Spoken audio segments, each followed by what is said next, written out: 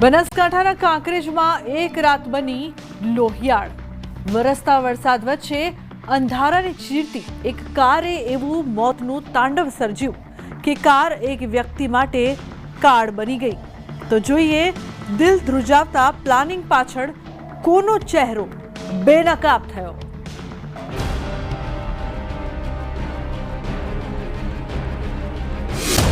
ઉમરી ગામ કાંકરેજ બનાસકાંઠા। ખુલ્લા ખેતર વચ્ચે 2-4 મકાનો અને તેની બહાર પોલીસનો મસમોટો કાફલો। ના ફક્ત એલસીબી એસઓજી પરંતુ ડોગ સ્ક્વોડ અને એફએસએલની ટીમો પણ સ્થળ પર કરી રહી છે તપાસ। વારદાતના સ્થળથી લઈ આસપાસના દરેક સ્થળો પર ડોગ સ્ક્વોડની ટીમો સઘન ચેકિંગ કરી રહી છે તો એફએસએલની ટીમ પણ પુરાવા સુરાગ એકત્ર કરી રહી છે કારણ કે એવી અદાવતને અહીં અડધી રાત્રે અંજામ આપવામાં આવ્યો કે જેના દ્રશ્યો ના ફક્ત એક વ્યક્તિએ નજર જોયા પરંતુ એ વ્યક્તિને ઓળખી પણ બતાવ્યો। અંગત અદાવતમાં મારી કારની ટક્કર। વાત કાંકરેજના ઉમરી ગામે રહેતા એ વ્યક્તિની છે કે જેને મિત્રને લેવા જવું મોંઘું પડ્યું। જી હા, કિશન દિનેશજી ઠાકોર, જેનો પરિવાર ઘેરા આઘાતમાં સરી પડ્યો છે કારણ કે મિત્રતા નિભાવવાના બદલામાં તેને મળ્યું અડધી રાત્રે મોત। તો મર્ડર થયેલું અમે જોયેલું હતું। ખાલી ગાડીના બાજુમાં ખાલી ગાડી ઉપર બતાવી હતી પણ મર્ડર દેખાતું હતું। અમે જોવા ગયા ને એટલે મર્ડર જ છે દેખાતી। કે નજીસુનાર સાહેબનો એવું કહેવાનું હતું કે હું તથા મરંજના, જેનું નામ કિશન દિનેશજી ઠાકોર અને ફરિયાદી પોતે, ફરિયાદીનું નામ છે કરણસિંહ નાનુભા વાઘેલા, રહે ઉમરી નાની પાટી।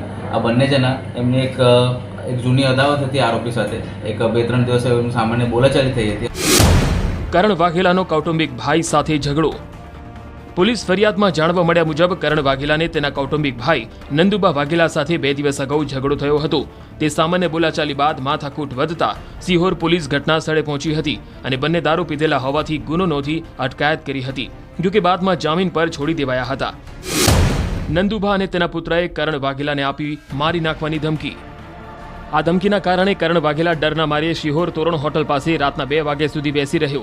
આ વાતની જાણ કરણના મિત્ર કિશન ઠાકોરને થઈ કે કરણને લેવા કિશન ગયો અને બાઇક પર ઉમરી મૂકવા જઈ રહ્યો હતો ત્યારે રસ્તામાં કીચડ હોવાથી કિશન ઠાકોર નીચે ઉતરી ગયો અને કરણ વાઘેલા કીચડમાંથી બાઇકને બહાર કાઢતો હતો ત્યારે જ અચાનક એક સફેદ રંગની ઇકો કાર રાતના અંધારાને ચીરી તેઓની પાછળ આવી અને નંદુબા વાઘેલાના પુત્ર રોહિત વાઘેલાએ કાર કીચડમાં તેઓની પાછળ દોડાવી કે આ તરફ કરણ વાઘેલા વાડમાં સંતાઈ ગયો જ્યારે કિશન ઠાકોર પર રોહિતે કાર ચઢાવી દીધી અને ત્યાંથી ફરાર થઈ ગયો। જો કે કાર નીચે આવી જવાના કારણે કિશનનું ઘટના સ્થળે જ મોત નીપજ્યું। એટલે એના શરીરે માર મારેલો, મારીને પછી ઉપર ગાડી ચડાવી। એ એક્સિડન્ટ થયું કહેવામાં આવ્યું પોલીસ દેવા। તમારું શું કહેવું? મારા કેવું એક્સિડન્ટ નહીં, એક્સિડન્ટ માર્યા પછી મને ગાડી છોડી। ખેતરમાં સફેદ રંગની જોવા મળી રહેલી GJ08 DG 2442 નંબરની ઇકો કાર કે જેમાં સવાર હતો રોહિત વાઘેલા અને મધરાત્રે વરસતા વરસાદ વચ્ચે કીચડમાંથી પસાર થઈ રહેલા 2 મિત્રો કિશન અને કરણ પર તાક રાખીને બેઠેલો રોહિત ક્રોધમાં નીકળી પડ્યો કાર લઈને।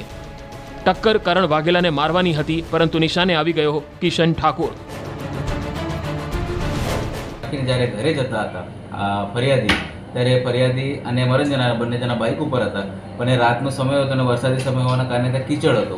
આના કારણે મરંજના સાહેબ ઉતરી ગયો હતો અને જે ફરિયાદી છે બાઇક લઈને આગળ જતો હતો।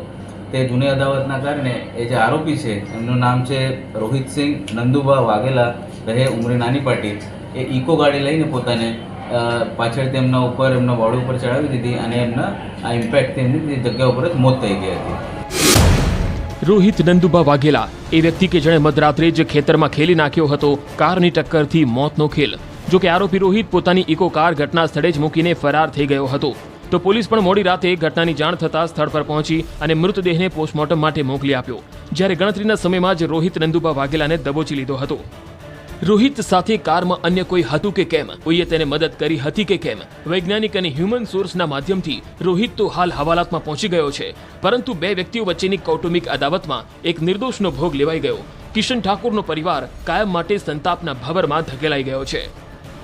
બનાસકાંઠાથી કિશોર તુવર, ન્યૂઝ 18